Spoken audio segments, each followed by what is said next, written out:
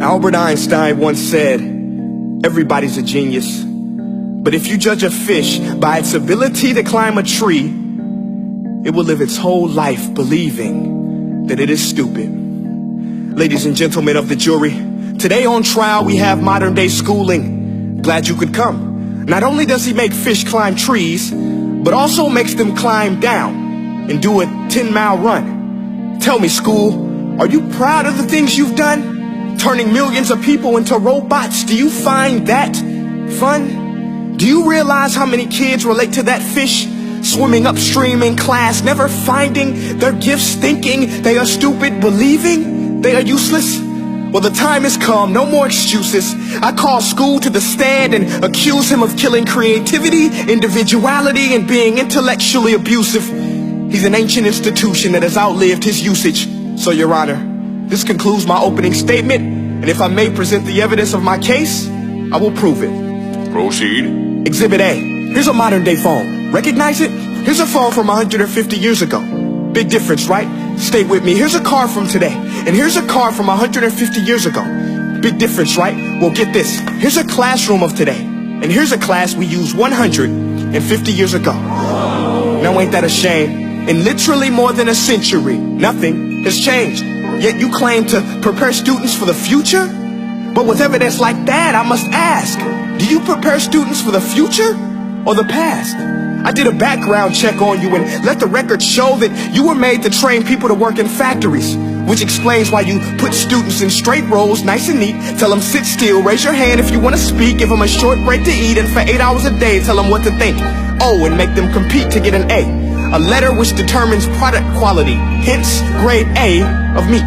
I get it. Back then, times were different. We all have a past. I myself am no Gandhi. But today, we don't need to make robot zombies. The world has progressed. And now we need people who think creatively, innovatively, critically, independently, with the ability to connect. See, every scientist will tell you that no two brains are the same. And every parent with 2 or more children will confirm that claim. So please explain why you treat students like cookie cutter frames or snapback hats, giving them this one-size-fits-all crap. Watch your language. Sorry, Your Honor, but if a doctor prescribed the exact same medicine to all of his patients, the results will be tragic. So many people will get sick, yet when it comes to school, this is exactly what happens. This educational malpractice, where one teacher stands in front of 20 kids, each one having different strengths, different needs, different gifts, different dreams, and you teach the same thing the same way? That's horrific. Ladies and gentlemen, the defendant should not be acquitted. This may be one of the worst criminal offenses ever to be committed.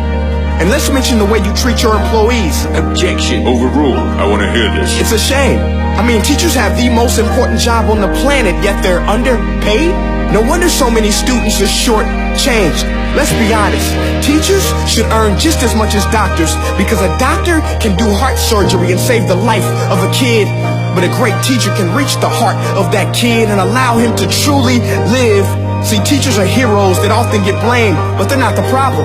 They work in a system without many options or rights. Curriculums are created by policymakers, most of which have never taught a day in their life. Just obsessed with standardized tests. They think bubbling in a multiple choice question will determine success. That's outlandish. In fact, these tests are too cruel to be used and should be abandoned, but don't take my word for it. Take Frederick J. Kelly, the man who invented standardized testing, who said, and I quote, "These tests are too cruel to be used and should be abandoned." Ladies and gentlemen of the jury, if we continue down this road, the results will be lethal. I don't have much faith in school, but I do have faith in people. And if we can customize healthcare, cars, and Facebook pages, then it is our duty to do the same for education, to upgrade and change and do away with school spirit, because that's useless. Unless we're working to bring the spirit out of each and every student, that should be our task. No more Common Core. Instead, let's reach the core of every heart in every class. Sure, math is important, but no more than art or dance. Let's give every gift an equal chance. I know this sounds like a dream, but countries like Finland are doing impressive things. They have shorter school days, teachers make a decent wage, homework is non-existent, and they focus on collaboration instead of competition. But here's the kicker, boys and girls. Their educational system outperforms every other country in the world. Other places like Singapore are succeeding rapidly. Schools like Montessori, programs like Khan Academy. There is no single solution, but let's get moving. Because while students may be 20% of our population, they are 100% of our future. So let's attend to their dreams, and there's no telling what we can achieve. This is a world in which I believe, a world where fish are no longer forced to climb trees. I rest my case.